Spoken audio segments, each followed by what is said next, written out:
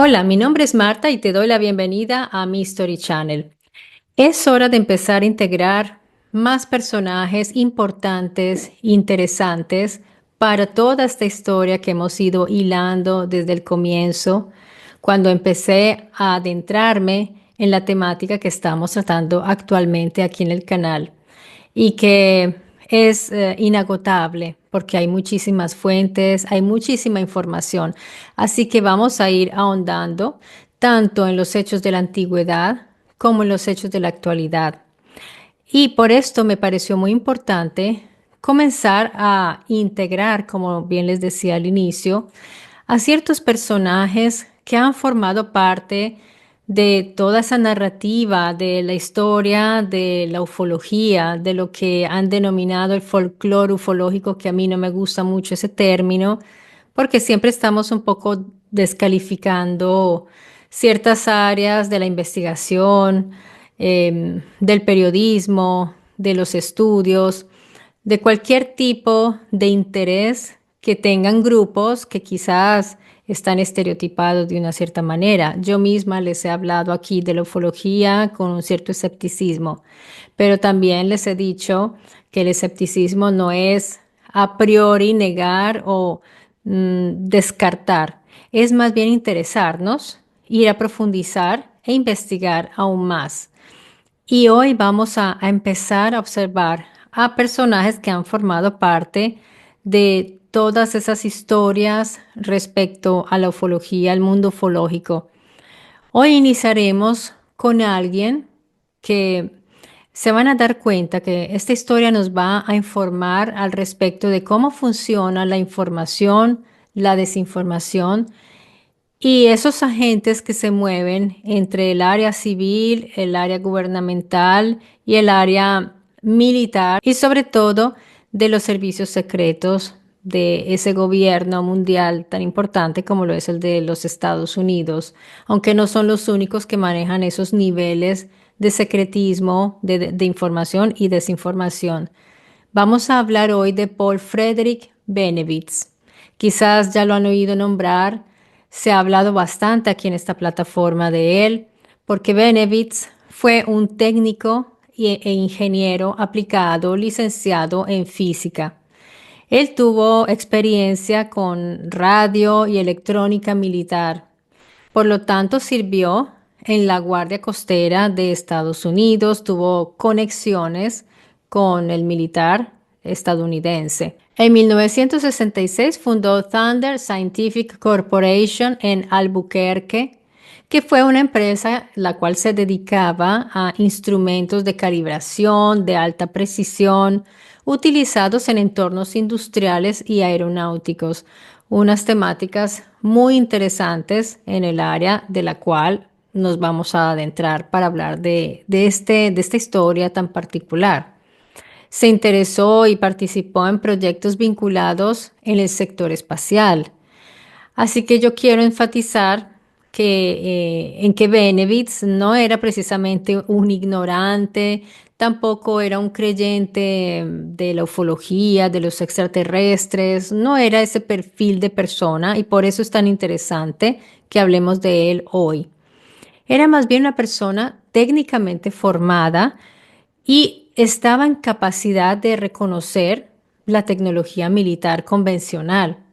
Y eso es algo que quiero que tengamos presente, muy presente en esta historia, porque esto hace que su caso sea todavía más inquietante. Ya se van a dar cuenta por qué. A finales de los años 70, Benevitz comienza a detectar una serie de fenómenos y anomalías reales, porque como les decía, no estamos hablando de una persona, un delirante, un seguidor de historias paranormales, era un militar. Así que él reconocía muy bien lo que estaba viendo, se daba cuenta que era interesante y había que investigar.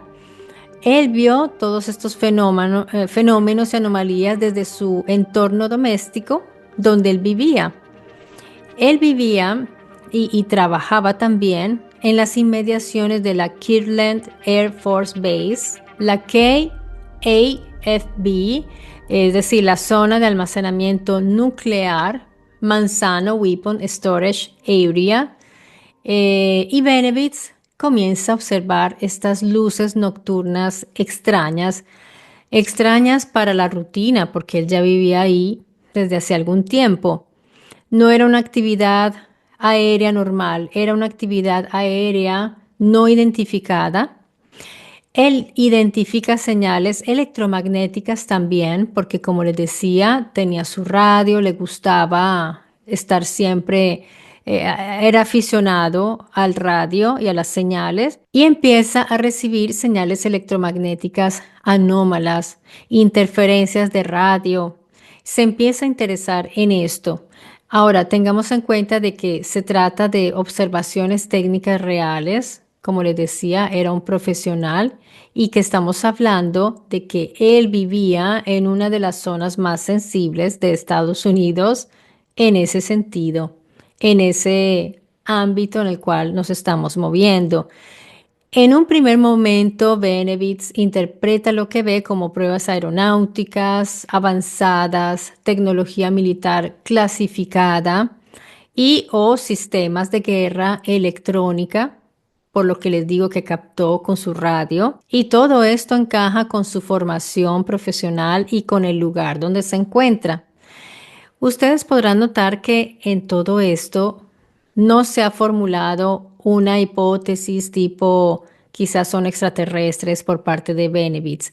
En ese momento Benevitz estaba pensando en pruebas clasificadas militares o algo más, algo todavía peor. Él estaba convencido de que podría tratarse de un riesgo para la seguridad nacional y se preocupó mucho. Benevitz hace lo que él considera como lo correcto.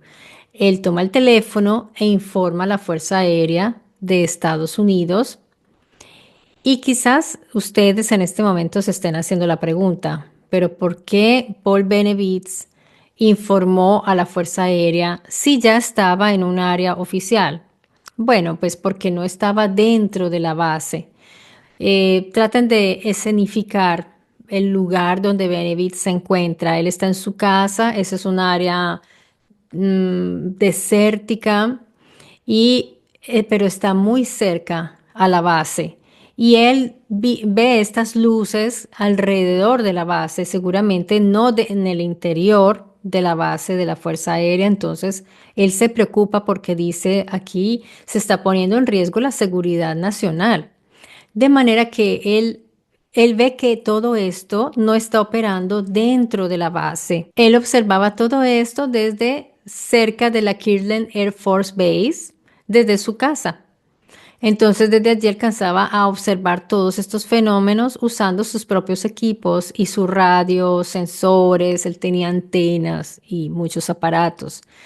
Por lo cual él pensó, dentro de un contexto de Guerra Fría, él dijo, puede haber una intrusión, algo no autorizado en una instalación estratégica. Eso fue lo que pudo haber pensado él. Él pensó en espionaje, sabotaje, violación del espacio aéreo, riesgo nuclear, porque estamos hablando de que Manzano es un lugar donde se almacenaba armas. Así que para Benevitz estaba en riesgo la seguridad nacional y en un caso de esos, pues ¿a quién se llama? ¿A quién se informa? Pues si estás en Estados Unidos, llamas a la Fuerza Aérea. Y eso fue justamente lo que él hizo. Fuerza Aérea o inteligencia militar, contrainteligencia. Solo que el pobre Benevitz no sabía en lo que se estaba metiendo, amigos. Él parece que a pesar de toda su experiencia como militar, y eso lo veo yo mucho allá. Confían mucho en sus instituciones. Los militares son formados dentro de estas instituciones. Él no era un militar precisamente, pero sí había trabajado con las fuerzas aéreas y estaba dentro de ese ambiente, de manera que él confiaba en su institución y en su gobierno. En realidad se estaba abriendo una vorágine debajo de sus pies y el pobre no lo sabía. Se estaba abriendo un abismo del cual no saldría muy bien librado después. Entonces, amigos, piénselo bien antes de tomar el teléfono, si están en Estados Unidos, si ven un objeto no identificado, si ven una anomalía, y les estoy hablando en serio, piénselo más de 2 veces antes de llamar y dar aviso a las autoridades. Ya tenemos casos también en nuestro territorio. Por ejemplo, en Colombia hubo un caso muy fuerte de realmente un encuentro cercano del tercer tipo, porque se trataba de una persona normalísima, un grupo de personas que vieron un aparato en su jardín. Esa historia fue muy famosa y uno de los miembros de esa familia murió en consecuencia de la cercanía con ese aparato.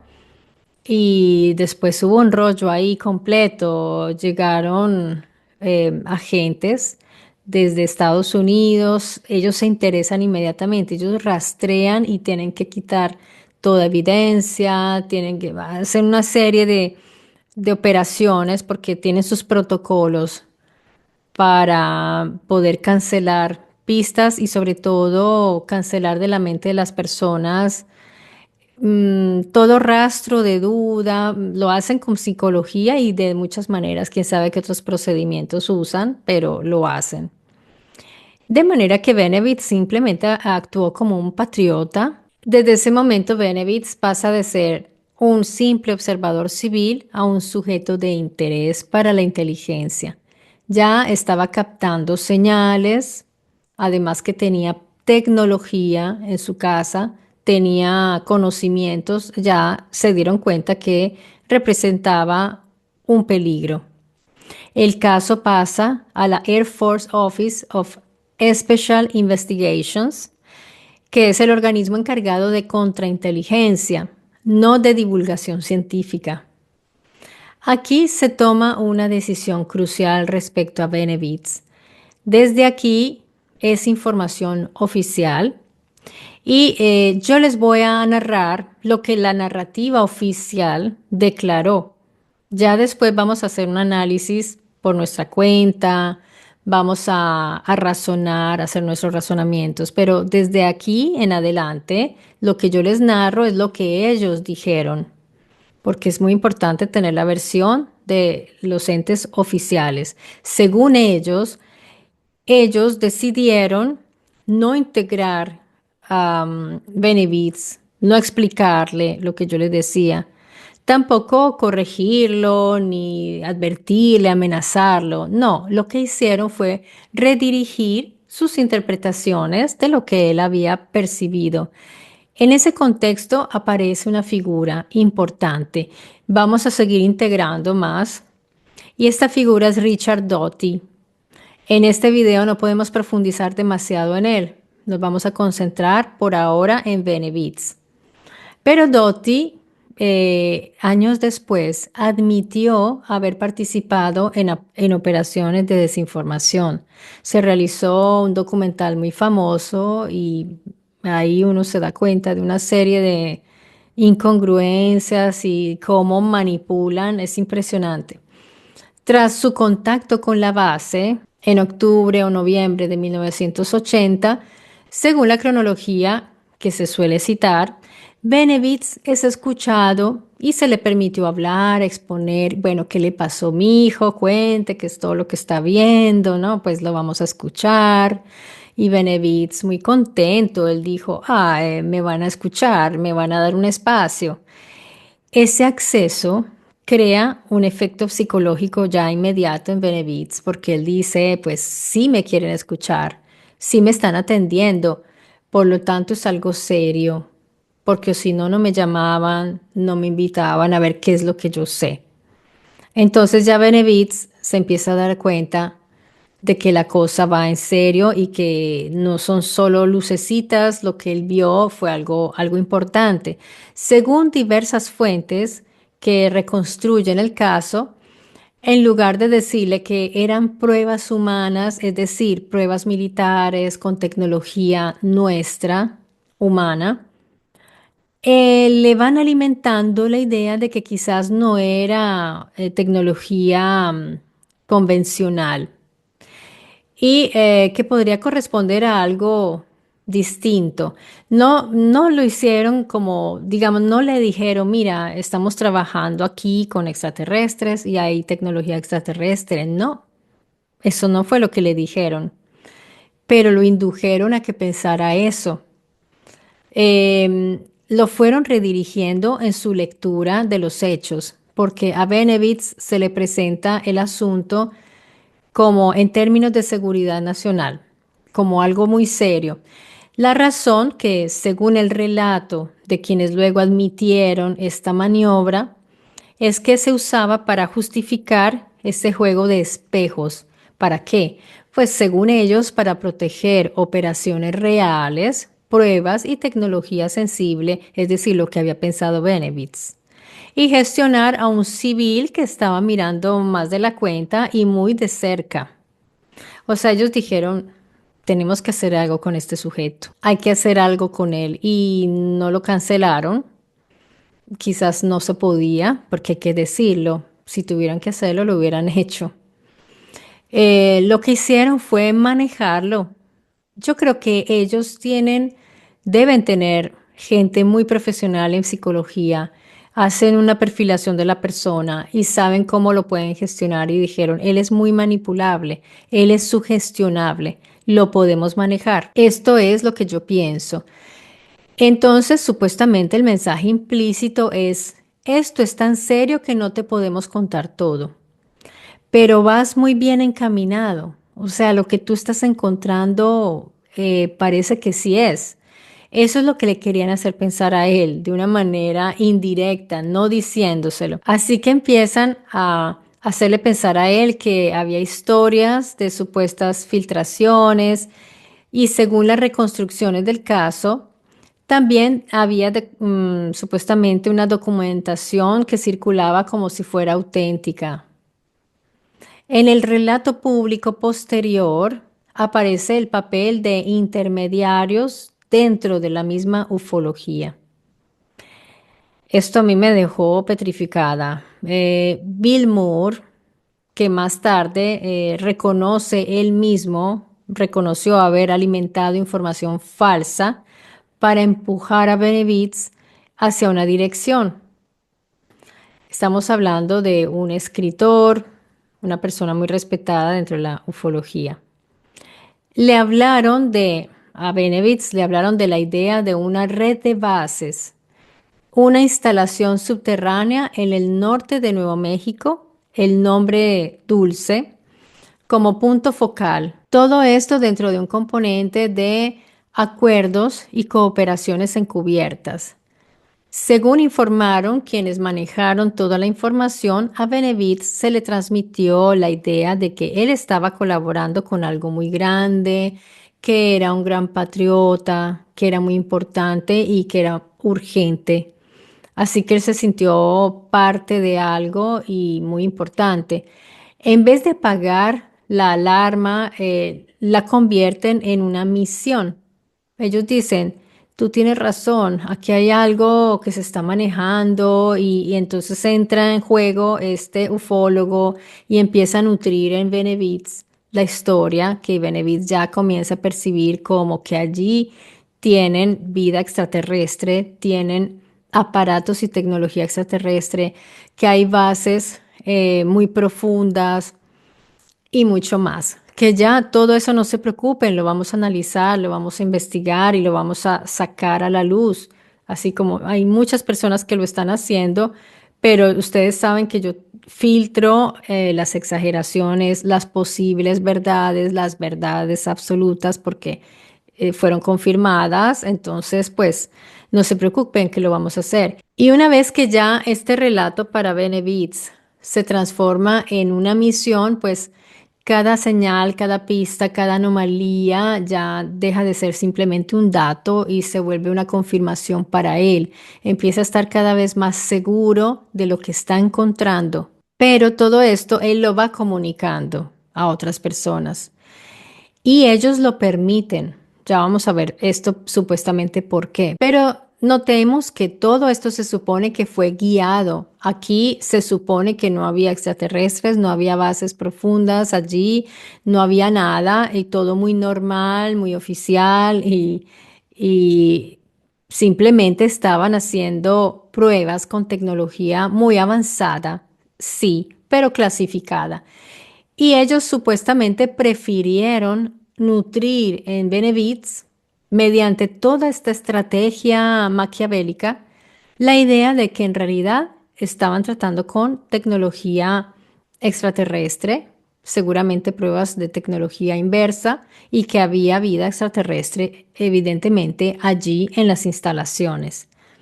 Para ellos fue mejor hacer esto en vez de quizás haber hecho, no sé, haber seguido otro protocolo, haber seguido otra estrategia. Se les ocurrió esta gran idea, llamar a un ufólogo. No sé ustedes cómo les suene esto.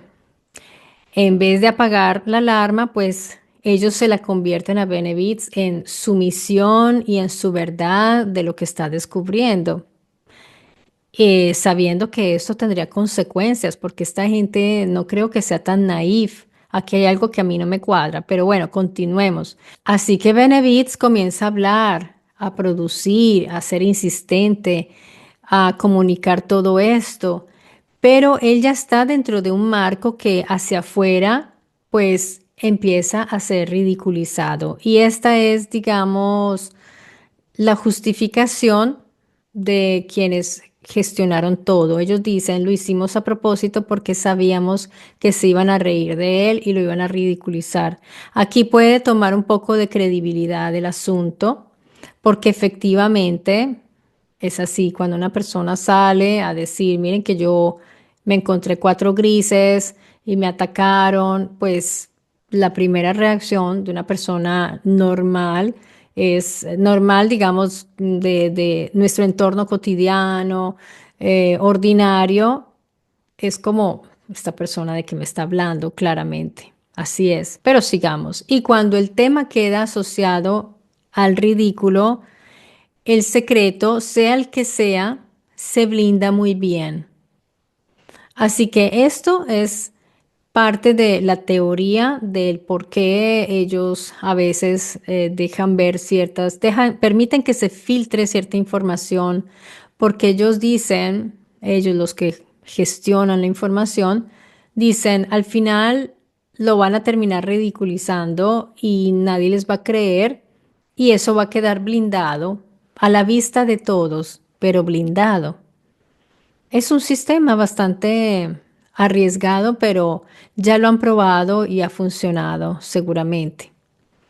Según las versiones oficiales del asunto, plantearon transmitirle a Benevitz informaciones falsas, exageradas, para crear ese efecto en él y para que él mismo se desprestigiara, porque él iba y las comunicaba. En vez de silenciarlo, entonces volvieron ese relato increíble, inverosímil, porque ya sabían que nadie le iba a creer. Esto tristemente es cierto. Si uno de nosotros, ustedes que están viendo el video, o yo misma, vemos algo extraordinario, vamos a contarlo. Habrá personas que nos dirán, yo te creo, pero es creencia. Esas personas creen porque son creyentes. Una persona más escéptica va a decir, bueno, suena increíble, pero vamos a ver qué pruebas tienes, qué pruebas me puedes ofrecer. Si no puedes ofrecer ningún indicio, prueba o algo, esa persona va a decir, lo siento, pero no te puedo creer porque yo no soy un creyente.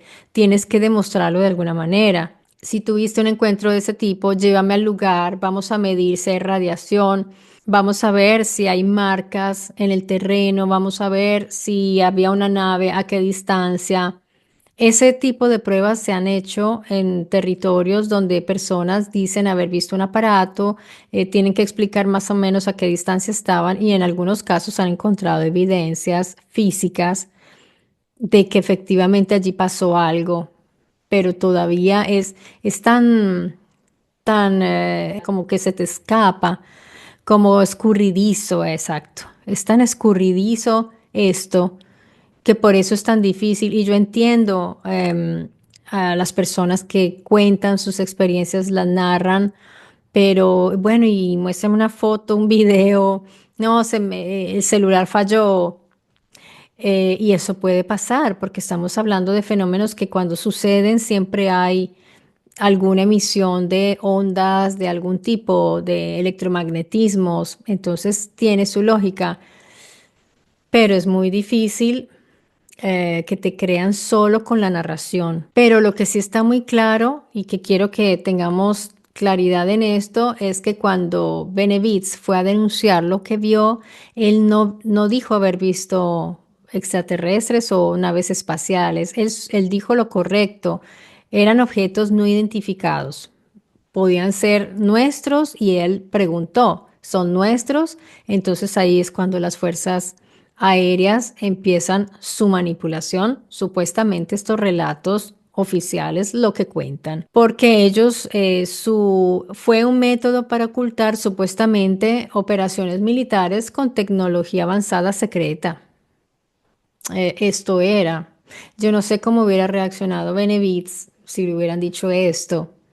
Porque si le dicen, es nuestra tecnología, pero es clasificada, pero tienes que firmar un acuerdo de no hablar, no decir nada, entonces, ¿qué hubiera pasado? Ellos dicen, de pronto usted suelta la lengua y dice algo, y Rusia, China se va a enterar, no sé, era para ellos más grave esto que haber hecho todo lo que hicieron. Entonces, efectivamente, a Benevitz le dejan libertad de que cuente todo lo que quería contar y él lo hace.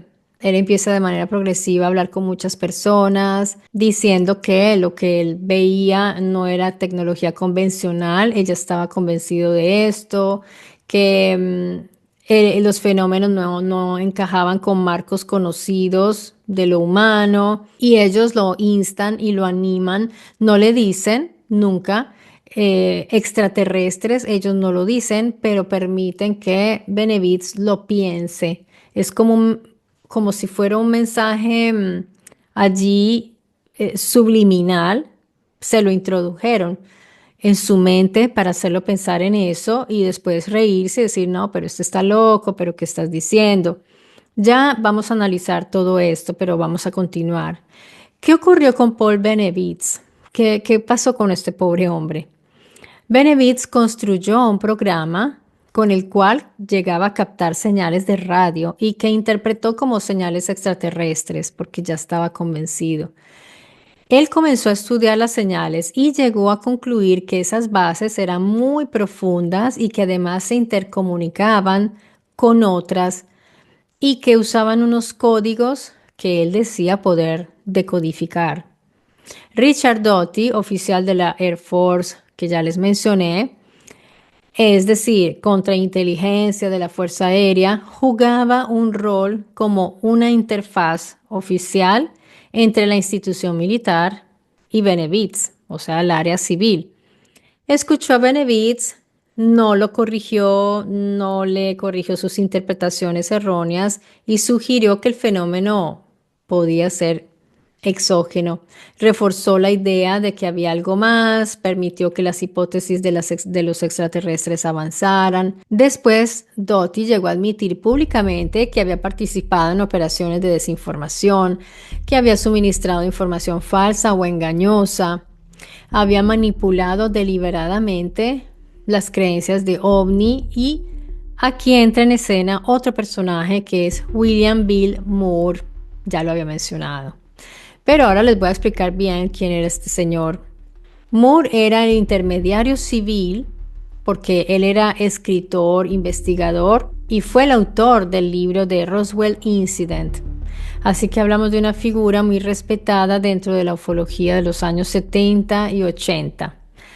No era militar, no era un agente formal, era simplemente un civil, pero que contaba con credibilidad dentro del mundo ovni.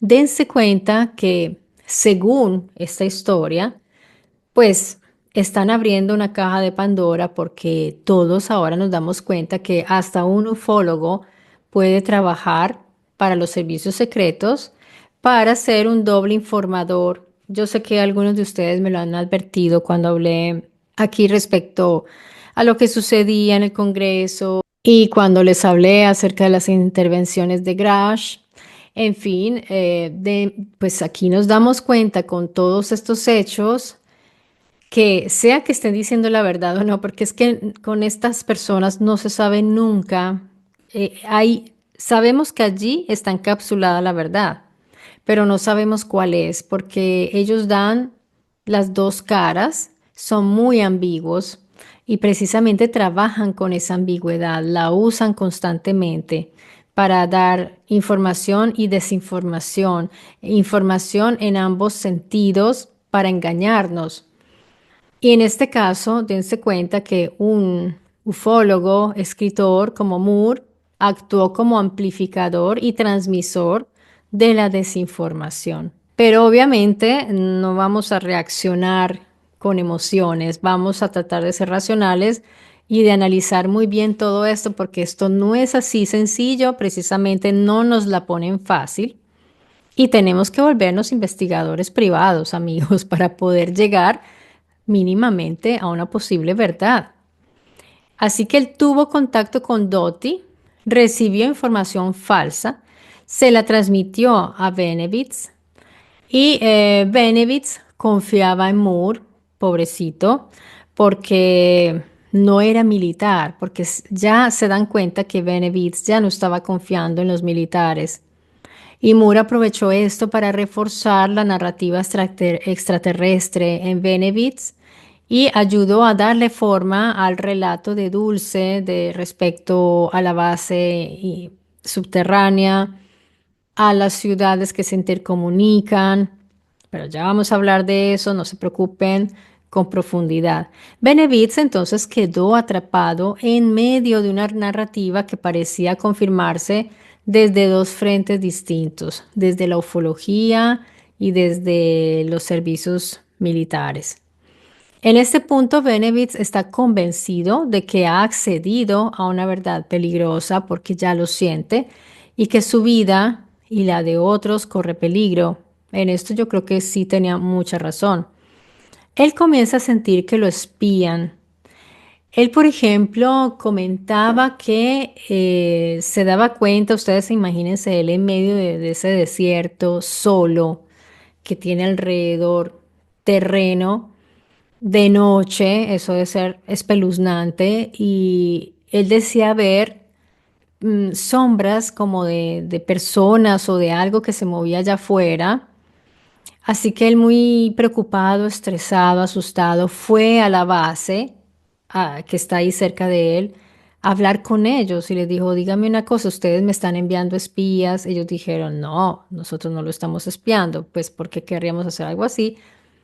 Así que Paul se convence de que no son ellos, entonces son los seres grises que están ahí dentro trabajando con ellos, están viniendo a mi casa.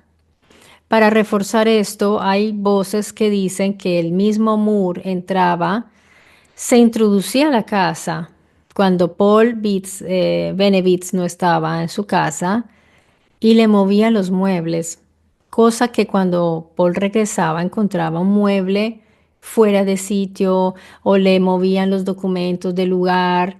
Esto desestabiliza mentalmente, amigos. Ustedes pónganse a pensar que llegan a su casa y la poltroncita que siempre los espera para quitarse las pantuflas y ver televisión está al otro lado de la habitación. Pues esto es para que a uno le dé un patatús. Inmediatamente la mente empieza a dislocarse, a desubicarse, a desorientarse. Lo vemos en las películas, pero es real, porque así operan. De manera que esto le sucedió al pobre Paul Benevitz. Se volvió un objetivo, se volvió incómodo, se volvió peligroso y empezó a alimentar una paranoia muy fuerte. Él decía que en la noche lo estaban visitando estos seres grises, que lo drogaban y que se lo llevaban por allá al monte aislado para hacer experimentos con él y luego lo regresaban a su casa. Y él decía que le ponían chips en los brazos, así que pues la persona que lo revisa dice si efectivamente tiene marcas, pero puede ser que él mismo se lo infringió. Entonces se vuelve todo dudoso respecto a esa persona empieza a perder totalmente la razón porque ya no confía en nadie, ni siquiera en sí mismo, porque no sabe si se está enloqueciendo o que realmente le está sucediendo eso. Nuestra mente es como un laberinto sin fondo, nuestra mente es impresionante, todos los recovecos que tiene. Nosotros tenemos recuerdos que si nos preguntan no los podemos traer al momento, pero están ahí. De modo que nuestra mente es inconmensurable en ese sentido. Así que es difícil a veces entender si nos estamos volviendo locos o si estamos viendo lo que estamos viendo, viviendo lo que estamos viviendo. Y Paul Benevitz terminó internado más de una vez y diagnosticado con trastornos psiquiátricos severos. Se le retiró toda participación pública, ya se le prohibió realizar investigaciones y abandonó completamente la ufología, la denuncia, cualquier intento de probar sus afirmaciones y se replegó en sí mismo a una vida privada, lejos de los focos. Ya él no quiso saber nada de nada. Vivió más de una década después de todo esto en silencio, retirado. Y le doy toda la razón. Y falleció finalmente en el 2003 de muerte natural, según vi. Así que la institución, pues, nunca reparó el daño que le hicieron, ni tampoco disculpas o algo así. Está ese documental, sí, está el documental, pero no, no me parece que en el documental ni siquiera haya una petición de disculpas hacia esta persona que le destruyeron la vida. Quedan muchas dudas porque nosotros vemos todo desde afuera y ese es el problema. Ninguno de nosotros estuvo ahí. Sería interesante ver qué dicen los cercanos. Ahora, hay una serie de, de elementos también que se van a unir a veces a estas historias, porque a veces los amigos, los conocidos quieren también un poco de visibilidad y a veces sacan provecho de este tipo de historias para exagerar, para ponerle un poquito más de ingredientes. Obviamente los medios los quieren entrevistar porque ya esta persona tuvo una historia muy fuerte, entonces cualquiera que haya tenido cercanía con él se vuelve una persona de interés. Y puede ser que también haya ahí exageraciones y cuestiones de ese tipo. Por lo tanto, se vuelve muy difícil acceder a una verdad.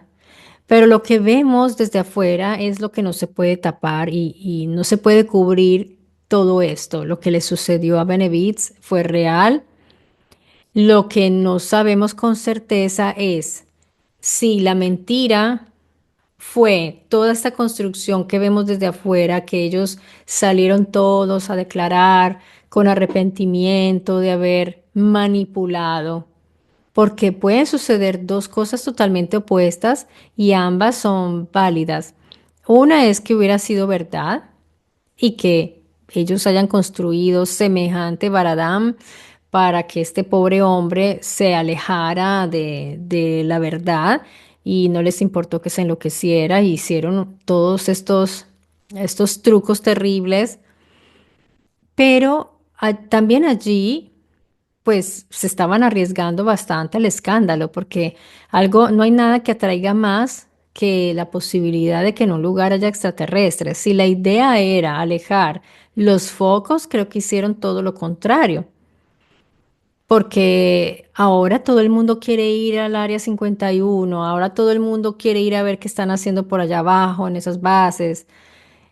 Eso fue lo que consiguieron ellos, porque fueron ellos, no Benevitz. Fueron ellos los que crearon todo esto, esta conspiranoia. Así que yo me pregunto, ¿era mejor esto o era mejor hacer que el Señor firmara un acta de total reserva y le hubieran dicho por encimita, sí, estamos trabajando nuevas tecnologías, chao? y yo creo que era menos escandaloso, menos interesante. Y le hubieran advertido, usted no puede seguir espiando, usted no puede usar esos radios y hubieran tomado procedimientos más, como más legales, pienso yo, más formales también, pero no, hicieron un jueguito absurdo de decirle que había extraterrestres. Y está el otro lado, que es que realmente Benevitz sí descubrió que ahí estaban haciendo experimentos con tecnología extraterrestre, como ya muchos han declarado, muchos que han tenido conexión directa con el área militar y de inteligencia, que han dicho exactamente eso y han dicho que han recuperado piezas físicas, han dicho que ahí tienen también elementos vivos de vida extraterrestre inteligente. Ya veremos próximamente la historia de Phil Schneider y espero que les interese porque obviamente tenemos que hablar de él, hay que integrarlo en estos argumentos absolutamente y empezaremos ya a hilar toda esta información. Espero que nadie me vaya a hacer el comentarito que, ay, pero esto es viejo, ay, por favor. Claro que es viejo, pero es que, ¿qué quiere decir eso? Es que hay que incluirlo, porque si no lo hacemos, estamos yendo por las ramas. Todo esto hay que incluirlo, desde los sumerios, desde la prehistoria, hasta las bases que están por allá abajo, en esos lugares subterráneos, en distintas áreas de Estados Unidos. Y dense cuenta que en el mundo mesopotámico, por ejemplo, los sumerios, los acadios, los babilonios hablaban de un lugar llamado el Kur o Irkala. Muchas culturas antiguas hablaron explícitamente de seres que viven bajo la superficie terrestre. Ahora tendremos también que integrar esto porque no solamente está la posibilidad de seres que venían de afuera, sino también que venían de abajo o que llegaron de afuera y se fueron para allá abajo. Es más lo que yo pienso, porque de hecho yo les hice un análisis aquí en uno de los tantos videos que les he realizado acerca, por ejemplo, de las teorías de Sitchin, de la posibilidad de que realmente los Anunnaki vinieran de un cuerpo celeste, un planeta llamado Nibiru, y que es probable que ellos vivieran allí subterráneamente. Cuando vinieron a la Tierra, muchos de ellos tuvieron que vivir, hacer bases allá abajo. Es muy probable, porque puede ser que se parecía a ese reino físico bajo tierra llamado el Kur, que estaba gobernado por Ereshkigal. Esto está en las tablillas sumerias. Los Anunnaki, por ejemplo, en varios textos, no todos habitaban en el cielo. Como les digo, algunos bajaron y fueron enviados a vivir y a operar en el Kur, que se supone que es un lugar mitológico. Yo no pienso eso. A ellos les interesaba mucho la minería, el control de territorios y las infraestructuras profundas. Lo que llaman el inframundo mesopotámico no es simbólico, amigos. Según lo que yo veo, son lugares geográficos. También lo he analizado aquí en el canal. Los invito a que vean mis videos para que se enteren de todo esto. Recordemos el Duat del antiguo Egipto, un mundo subterráneo con ríos, regiones, puertas y guardianes. Puertas, esas puertas de entrada y salida en ciertos lugares del mundo que estaban buscando por ahí también los nazis. Ellos buscaban esos puntos donde quizás se entrara. La cueva de los Tallos es un lugar muy particular. Hay muchas cuevas, cavidades y son fabricadas, son hechas, son construidas, no son naturales, porque en la cueva de los Tallos se ve claramente el tallo, el corte de la piedra. Recordemos a los seres que habitan en el Duat, llamados dioses, los luminosos del Duat, entidades guardianas, seres híbridos. Así que el Duat está bajo tierra y bajo el horizonte, no en otra dimensión. Es muy probable que exista. Aquí viene la historia de la plana de Giza que tendremos que retomar. Recordemos que según Malanga y bueno, los otros dos, el ingeniero, no me recuerdo ahora el nombre, y el periodista que se especializa en temas de egiptología, ellos tres presentaron un proyecto con estas estructuras, pero lo que, digamos, lo que es interesante es que bajo la plana de Giza igual sí podría haber algo interesante allá abajo. Yo ya les he hablado de que ese lugar está lleno, lleno, lleno de unos materiales muy importantes em, para lo que buscaban los luminosos de ese lugar, para la tecnología también. Así que hay unos que van mucho más allá y dicen que hay ciudades y todo. Habría que ver, pero como no dejan estudiar, no permiten, así que eso da lugar a que haya todavía más sospechas. Allá en Egipto hay muchos lugares donde han abierto y se ve que hay estructuras debajo, pero no permiten las excavaciones. Y sí, alguien me dijo, tú tienes que hablar de Sahiawas. Lo haremos porque hay personas que parece que las ponen allí precisamente para impedir la investigación, para que no se pueda ir más allá. Y es que es terrible la, mm, la limitación que ponen para que los estudiosos independientes puedan ir. Es impresionante y es innegable. Tenemos en el mundo griego al Hades, el reino subterráneo, que está que en realidad son cuevas, grietas, volcanes. Está descrito como una entrada física a un mundo subterráneo, el Hades, y ha sido visitado por los llamados héroes como Orfeo, Heracles, Odiseo, estos hombres semidioses, híbridos, personajes importantes de la antigüedad. Se ha hablado de seres intraterrenos, de dioses, daimones, sombras, entidades antiguas como los titanes confinados, en fin, el subsuelo es un lugar tan interesante como el universo. Y está el Sheol o Sheol. Después ya con el cristianismo y en el mismo judaísmo ya toma otras connotaciones más espirituales. Está, por ejemplo, en las tradiciones hindúes. En la India está el Patala y los Nagas, que son mundos subterráneos, con los Nagas, que son seres inteligentes, a veces serpentiformes, o sea, con forma de serpiente. La serpiente siempre presente, el Nagas, y miren la cercanía con el Nahash, y aquí habla de seres inteligentes, que a veces tienen forma de serpiente. Interesante y están descritos como tecnológicamente avanzados. Poseen ciudades y son guardianes de conocimientos. Esto no me sorprende porque los Nahash, los seres serpientes, son siempre los que llevan y portan el conocimiento. Se les identifica así como serpientes y está muy conectado con esto. Tenemos también en nuestras culturas, en Mesoamérica, con los mayas y los mexicas, tenemos el Xibalbá, que es de la cultura maya, un mundo subterráneo con acceso por cuevas y cenotes.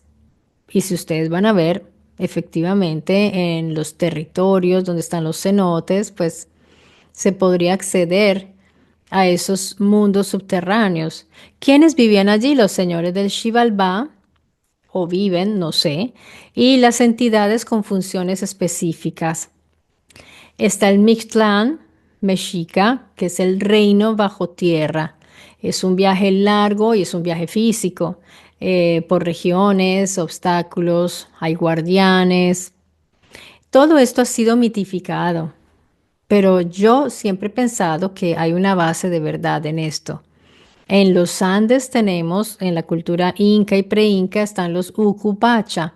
Es un mundo, pues un mundo subterráneo que está relacionado con el origen, la fertilidad y los ancestros. Hay seres que emergen de la tierra allí también en estas narraciones. También en las tradiciones nórdicas tenemos los habitantes de esos mundos como los enanos, los elfos oscuros y dense cuenta, asociados a qué? A la metalurgia, la forja y la tecnología. Esto no es gratuito. Justamente, recordemos cuál era el oficio de Tubal-Caín, en qué mundo se movía Éfesto, bajo el volcán, dentro del volcán, con los cíclopes.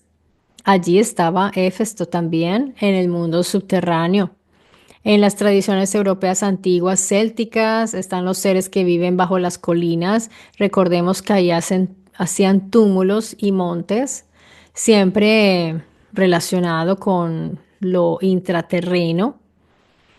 Y tenemos, bueno, esto es un patrón común en todo el mundo. Encontramos seres bajo la tierra, hasta en la Biblia, como les mencionaba, hasta el Seol, por ejemplo. Una cultura muy interesante respecto a este tema son los Hopi. Los Hopi, para ellos, la humanidad no surgió en un solo mundo, sino que ha pasado por varios mundos anteriores. Los mundos son eras, están conectados, igual que los soles, con las eras.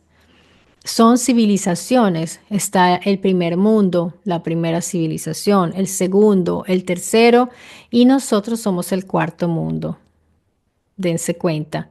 Cada mundo anterior fue destruido por fuego, hielo, inundaciones, y también al final había desequilibrios morales y sociales, justamente como estamos ahorita. Pero miren, esto no es de carácter profético. Dense cuenta que si una civilización preserva las narraciones, porque es curioso, los antiguos eran mejores observadores que nosotros y por eso tenían los famosos profetas, porque conservaban las narraciones.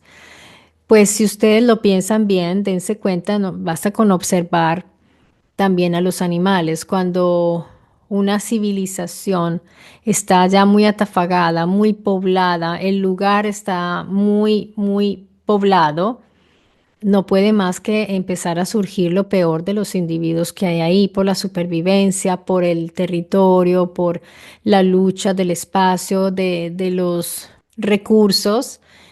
Así que no hay que ser un profeta ni un adivino para entender que la humanidad, entre más población haya, más cerca vivimos, pues se vuelve más violenta, hay más guerras y hay más criminalidad, claramente. Así que esto es algo que ha sucedido más de una vez y es muy probable que las civilizaciones, y esto es una teoría que hay del por qué no conocemos otras civilizaciones, es que porque probablemente cuando se llega a un nivel muy alto ya de tecnología se autodestruye. Pero yo diría que si una civilización es tan avanzada de llegar hasta aquí, por ejemplo, por eso yo no juzgo tanto así a los exógenos o extraterrestres, porque si pudieron sobrepasar esas crisis, quiere decir que pudieron pasar por encima de las crisis hasta sus avances tecnológicos por el bien de su civilización. Yo diría que son muy superiores en realidad. En eso son superiores. No porque ya saben doblar el espacio-tiempo, no, porque en realidad han logrado superar sus crisis, se concentraron en ser más eficientes con su energía, porque la base de una civilización es la energía, y lograron llegar a ser autónomos energéticamente, tanto de poder trasladarse y se concentraron más en los avances científicos y en el conocimiento. Quiere decir que no estaban ocupados en guerras, quiere decir que no se exterminaron, quiere decir que no se autodestruyeron. Si esos seres son capaces de llegar hasta aquí, yo diría que son de respeto. Nosotros somos los que somos peligrosos, violentos, acabamos con todo. Yo no estoy diciendo que la raza humana se deba exterminar por eso, pero dense cuenta que uno de los discursos que está surgiendo muy fuerte, y eso quiero analizarlo aquí en el canal, es el que ahora ha habido un cambio de gobierno internamente. Lógicamente, esto no es publicado. Se ha pasado de manos humanas a manos extraterrestres los gobiernos. Se dice que ha habido como un pasaje de poder, pero y que por eso hay tanta violencia hacia los seres humanos. Pero dense cuenta que mírenlo en el micro, cómo se comportan las personas con tanta crueldad con otras personas, hasta que se exterminan dentro de las mismas familias.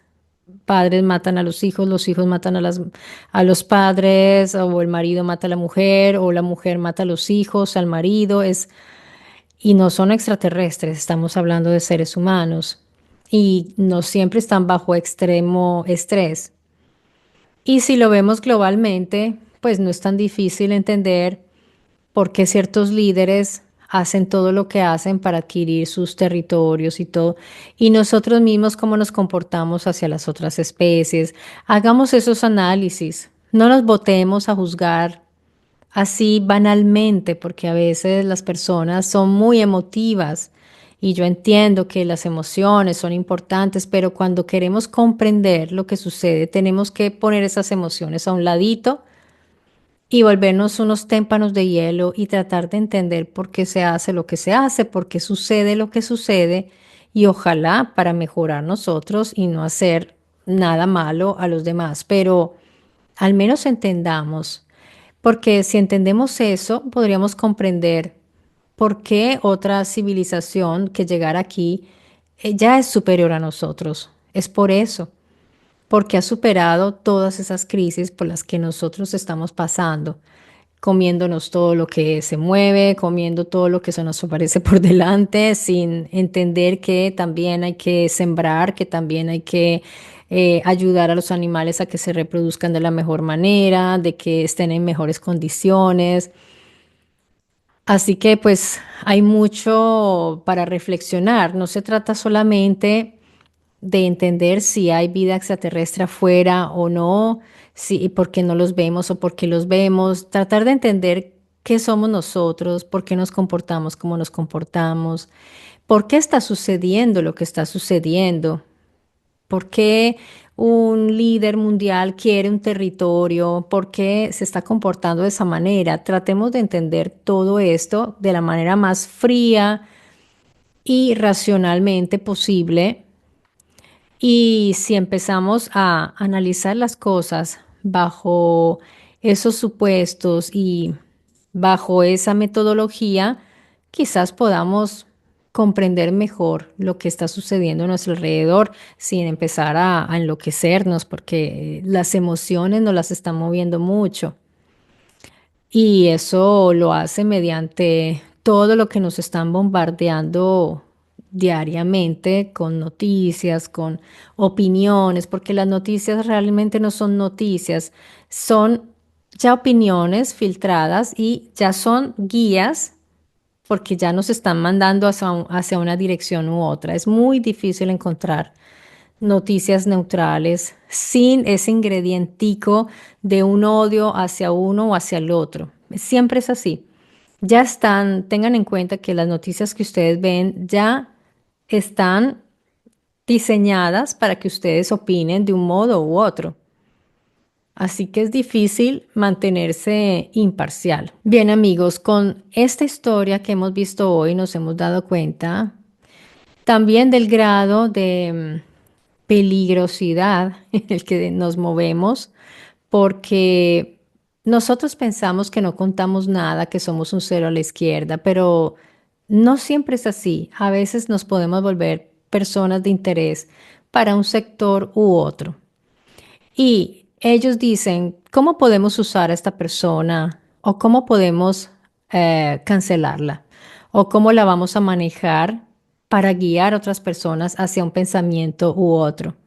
Yo ahora entiendo que entiendo mejor a ciertas personas que a mí me han comentado, porque veo la desconfianza y dicen, tú eres un agente, tú eres esto, tú... Entiendo perfectamente y tienen toda la razón de pensar de esa manera y es mejor estar muy despiertos en ese sentido, porque efectivamente cada opinión, cada manera de focalizar la información los va a direccionar a ustedes a pensar de una manera u otra. Yo lo que trato de hacer aquí es mostrarles, trato en lo mayor posible y aquí hemos podido ver una serie de posibilidades de lo que pueden hacer, perdón la redundancia, estos estamentos, estos poderes que están manejando las narrativas. Y por eso les repito, cuando ustedes vean que un discurso se vuelve oficial o que parece disidente, pero que se está repitiendo y replicando mucho, ya empiezan también a desconfiar, porque todos empiezan a repetirlo, a repetirlo, a repetirlo. Entonces, ¿por qué? Ellos muchas veces liberan información a propósito para que nosotros lo repliquemos y lo repitamos. Yo pienso estar muy atenta de ahora en adelante, porque si les comunico algo, tengo que decirles por qué se los estoy comunicando, cuál es el objetivo por el cual lo comunico y cuáles son las posibilidades de que esa información sea verídica o no. Yo uso distintas fuentes en la información que traigo. Yo uso mucho los buscadores llamados inteligencias artificiales porque son muy eficientes en buscar la información que yo estoy tratando de adquirir y soy muy específica en cuanto a qué tipo de fuente quiero usar. Fuentes académicas, fuentes de periodismo, de investigación. Muchas veces le digo a ese buscador IA, le digo, no consultes Wikipedia, por favor, ve a tal sitio, tal otro, o a qué sitios hay. Y entiendo que las IA están supremamente taradas, o sea, perdón el término, están bastante manipuladas, no quiero decir programadas, pero sí están muy encaminadas hacia cierta dirección de pensamiento. Eso es clarísimo, eso es súper claro. Así que tenemos que aprender a independizarnos como pensamiento y simplemente usar los datos que ellos nos dan, pero no dejarnos direccionar porque ellos son como un río. Ustedes pueden tener mucha capacidad de nado, pero fíjense en esos ríos corrientosos. Ustedes, aunque traten de avanzar, se los lleva la corriente y después logran agarrarse de una ramita. Ustedes sienten la corriente, pero ustedes saben cuál es su punto de objetivo y no lo pierden. Si el río los dejó por allá abajo, ustedes se devuelven y van hasta su objetivo. Eso es exactamente lo que estamos haciendo quienes no votamos nuestro trabajo a la inteligencia artificial, porque eso es descarado. A mí me parece que hay muchos canales realmente que se descararon. Ellos le dicen, escríbeme un libreto para tal cosa y hay la inteligencia trabajando mientras ellos hacen otras cosas. Luego medio miran o de pronto ni miran y lo mandan así, porque están llenos de errores y desafortunadamente es lo que hay, amigos.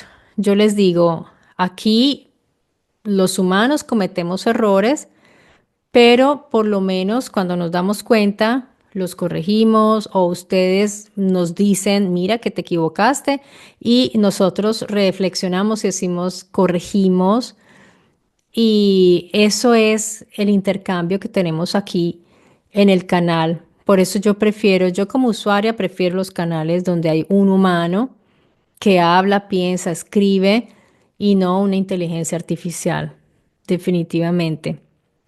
Son muy útiles, son muy útiles para ayudarnos a encontrar de manera más rápida la información, pero no podemos confiarle a una inteligencia los razonamientos, las opiniones y digamos que la misma inteligencia les puede proveer la fuente de información y ustedes mismos verificar. Es un trabajo. Esto es verdaderamente un trabajo. Bueno, amigos, con esto me despido. Y bueno, díganme ustedes si les pareció interesante esta información, si les gustaría que sigamos ahondando, que sigamos integrando a todos estos personajes que forman el llamado mundo de la ufología. Me parece que es importantísimo. Yo estaba ya esperando el momento para hacerlo y ya llegó el momento. Y estoy contenta porque hemos avanzado bastante, pero después retomaremos nuevamente la historia porque esa es la base y el eje de mi Story Channel. Y ahora pues les mando un gran abrazo, cuídense mucho y hasta pronto, que estén muy bien.